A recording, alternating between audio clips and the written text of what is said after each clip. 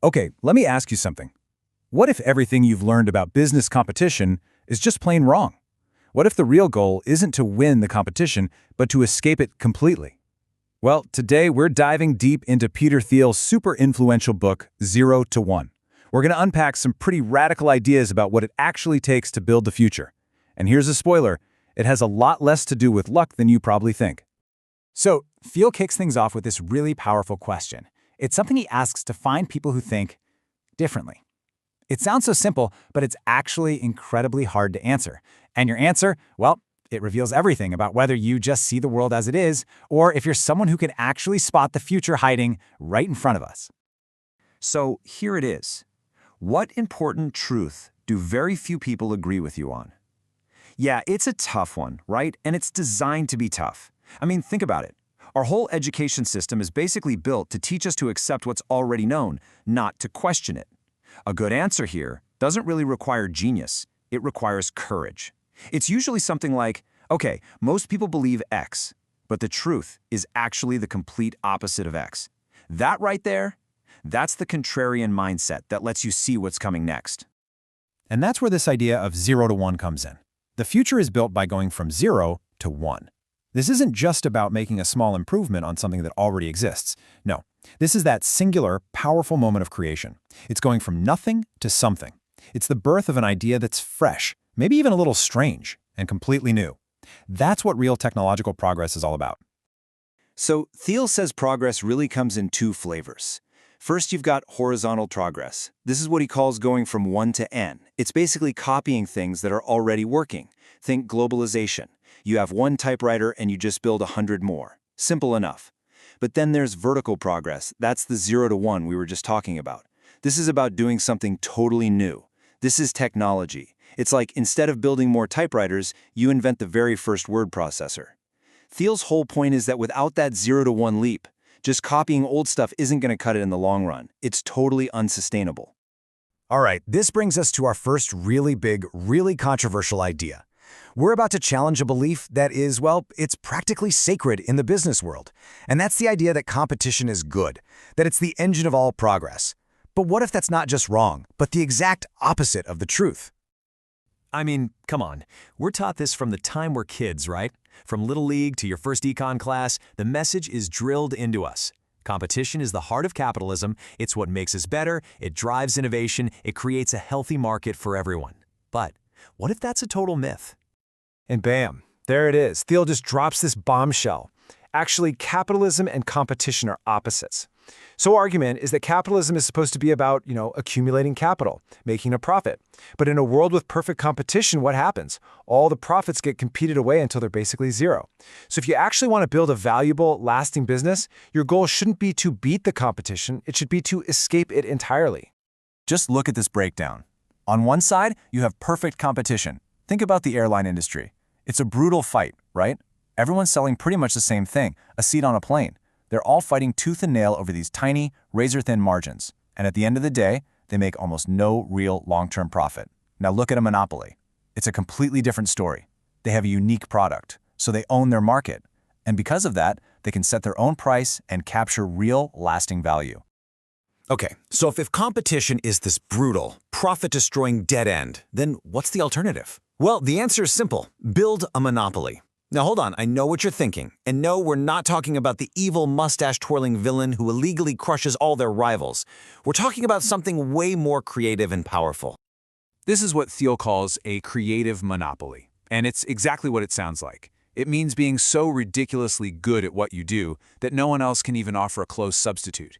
You literally create a whole new category for yourself. The classic example is Google. I mean, who are their competitors in search? They're not really fighting anyone. They just created something so fundamentally better that they stand completely alone. And in doing so, they actually created more abundance and more choices for all of us. So how can you tell if a company is one of these creative monopolies? Well, Thiel says to look for 4 key things. First, proprietary technology. And we're not talking a little bit better. It has to be at least 10 times better than whatever the next best thing is. Second, network effects. You know where the product actually gets more useful the more people use it? Third, economies of scale. The business just gets stronger and more efficient as it gets bigger. And finally, a brand that is just untouchable. So strong it basically becomes a monopoly on its own image. And look, building a monopoly isn't about some big, aggressive takeover of an entire industry. It's a really deliberate, almost sneaky strategy. First, you start small, like really small. You find a tiny, specific niche market, and you completely dominate it. Think about how Amazon started, just with books. Once you own that niche, then you start to scale up, moving into markets that are right next door. And here's the most important part. Don't disrupt. Don't go looking for a fight. Instead of trying to steal someone else's lunch, just create something new and valuable where there was nothing before. All right, let's zoom out for a minute. We've been talking business strategy, but now let's talk about, well, your entire worldview. Let me ask you this. Is success something you achieve through skill and careful planning, or is it really just a lucky roll of the dice? Our modern culture definitely has a strong opinion on this. I think we all kind of feel this, right? The general thinking today is that the future is totally indefinite. It's ruled by randomness, and you just can't predict it. So what's the best advice? Just stay flexible, keep your options open, react to things as they happen, and hope for a little bit of luck. In this world, success isn't planned. It's just a happy accident. And Thiel argues that this way of thinking is one of the most damaging ideas in our society right now. So Thiel breaks this down into 4 different ways to see the future. Back in, say, the 1950s and 60s, America was in a state of definite optimism. People believed the future would be better, and they had a concrete plan to build it. That's how we got massive projects like the Apollo program and the interstate highway system. But where are we today? Thiel says we're in a state of indefinite optimism.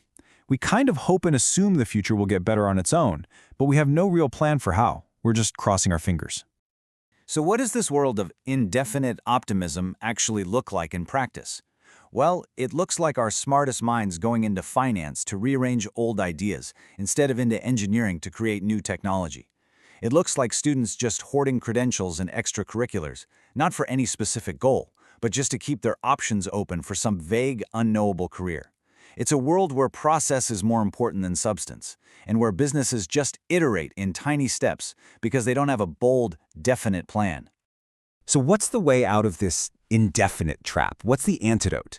It's a really powerful and really personal idea. It's about taking back control. It's the return of design and planning. And this is maybe the single most important message in the whole book. You are not a lottery ticket.